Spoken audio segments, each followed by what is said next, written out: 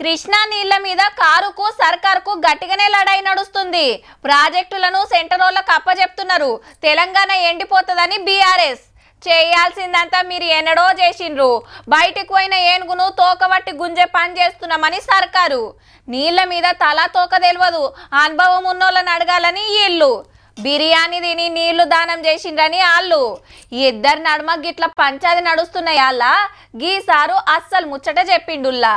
Less than 50% నిలబెడితేనే ఆ రోజు అందరూ కూడా శాసనసభ్యులు, పార్లమెంట్ సభ్యులు అందరూ కూడా రాజశేఖర రెడ్డి గారి దగ్గర పోయి నిరసన తెలియజేశారు. మరి ఈ రోజు డబుల్ ది క్వాంటిటీ పెడితే కూడా కనీసం ఆంధ్ర మంత్రి పెద్దిరెడ్డి సార్ ఏమన్నాడో సంజాయిందా?